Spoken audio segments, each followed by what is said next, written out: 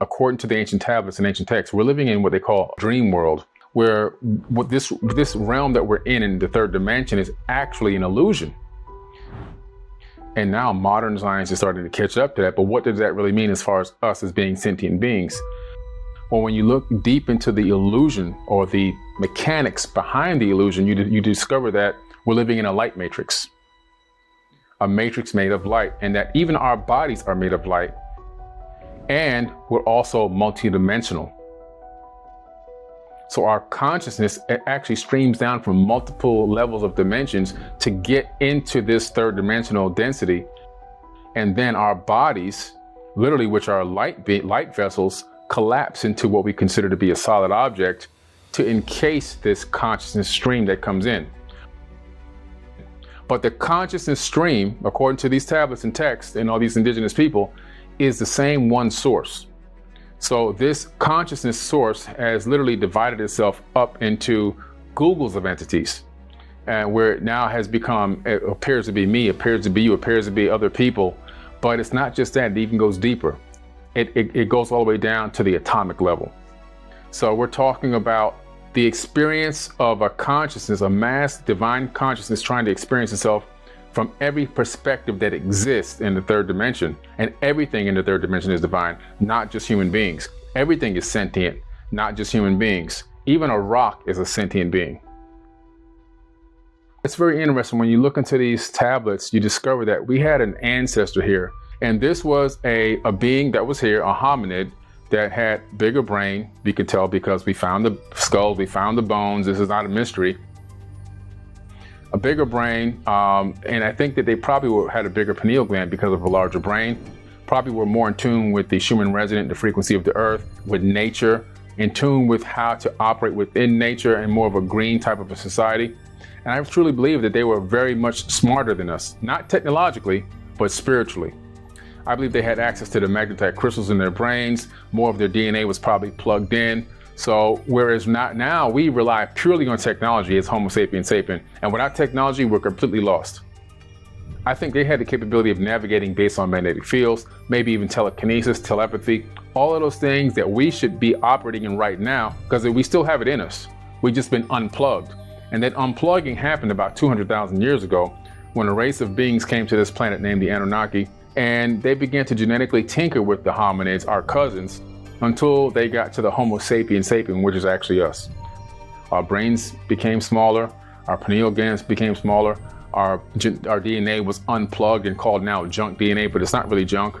And we've kind of been disconnected from nature in a way through this genetic modification that occurred about 200,000 years ago. And modern science has confirmed that a genetic modification happened to us about 200,000 years ago, but they don't know by who. Well, the ancient tablets clearly say exactly who it was. Everything in the third dimension operates or exists as an electromagnetic wave. So there's nothing here that is actually solid until a conscious observer collapses it, or until sentient energy collapses it into something that we consider to be solid. So solidity is an illusion. Separation is an illusion. So what the ancient text is telling us, that even me sitting here talking to you, I'm talking to myself. And when you're talking to somebody, you're talking to yourself, because there's only one consciousness. And there's different levels of sentience. A blade of grass is sentient. Why? Because the electrons that orbit the atoms are conscious. We discovered that when you look at it, it decides to go back to being digital. When you're not looking at it, it's a wave. So right now, while we're not looking at our homes exist as a wave of light, a light wave, electromagnetic waves of energy. When we go back to look at it, it collapses back into a solid structure. So everything is conscious because electrons are conscious, and every atom has electrons. Consciousness and feelings are interwoven, but they're directly also affected by epigenetic memories. Epigenetic memories and memories in the DNA. So epigenetic memories are memories that are stored in your genes from ancestors. So if you go back 15 generations, the memories of your ancestors 15 generations ago are inside of your body. And they directly affect and interfere with your hormonal system, your thought process, and your emotions that you're currently having at the moment. They can also collide with those ancient memories and those ancient emotions. And it can cause you to have PTSD, or it can cause you to be exuberantly happy. It just depends. Some people on this planet are suffering from PTSD and depression based off of epigenetic memories that are still inside of their body, affecting their emotional state. To fix this problem, and it is fixable, because science has proven that within 21 days, saying positive affirmations about yourself out loud every single day for 21 days, you can change your DNA. You can rewire yourself.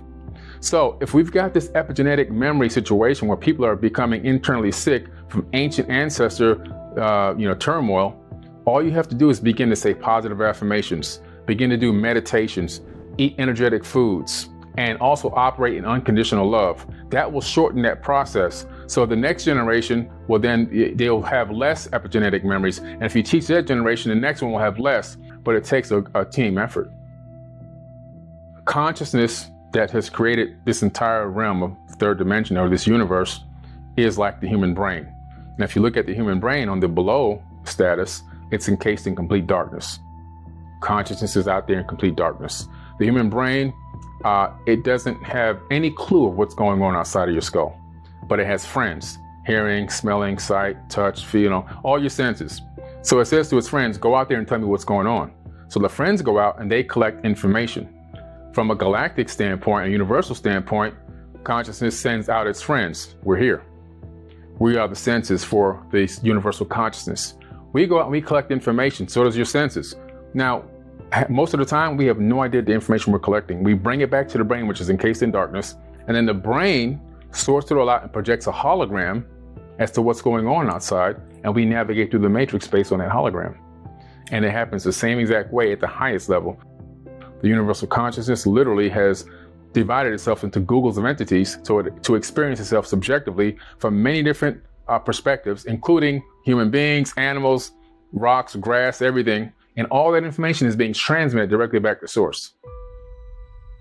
I was talking last night about the fact that the human body is so incredible, and the way that our torus field, which is our energy field that comes out, extends from our body out through our heart and around our body, it also allows this magnetic field that allows our DNA to send and receive information wirelessly. Again, real peer-reviewed science. We can upload and download directly from our DNA.